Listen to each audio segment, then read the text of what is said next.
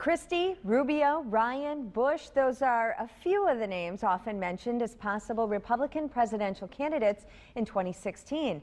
But political strategists on both sides say don't overlook Wisconsin Governor Scott Walker.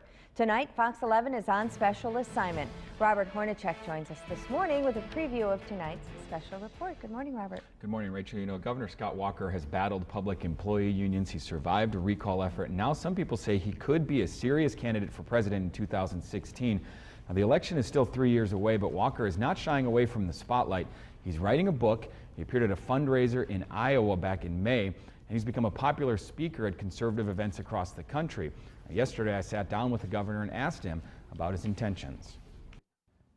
Do you have any plans or any ideas or thoughts about running for president in 2016? I honestly don't really talk about it. I don't think about it. I love being governor. I had to work pretty hard twice in my term to be governor, first in 10 and again in 2012. So it's something, the interesting thing is all the people, all the talking and thinking about it seems to be being done by folks in the media, the pundits out there who want to speculate what's next. In my case, I love being governor. I really love it. While Walker dismisses the idea, there are plenty of people on both sides who say he would be a serious candidate if he decides to run.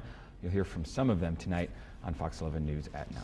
And so what are some of those signs that people are saying they see as that he might be considering a run? Well, if you're going to run for president, you need two things. One, you have to get votes. You have to be popular. And two, you need money. And a lot of people point to how popular he's become in the conservative movement. He's become a sought-after speaker. And because of the recall election, he's become a very prolific fundraiser. So those are two of the big things people point to. And then what are the hurdles he'd have to overcome to get there? The first one is right now he's governor of Wisconsin. He has an election coming up in 2014, so he would need to be reelected there first, because a lot of people say if he can't be reelected in Wisconsin, there's no hope for being president in 2016.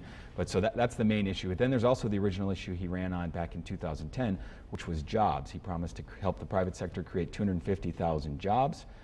They're not on pace to hit that goal now. You can be sure Democrats, who you just heard earlier in this newscast, are already pointing to that and saying, where are those jobs? Because we're not on pace. You can expect it to be an issue in 2014, and then if he goes on to 2016, that'll be a big issue too. All right, it'll be interesting to hear more from him. The full report tonight at 9. Thanks, Robert.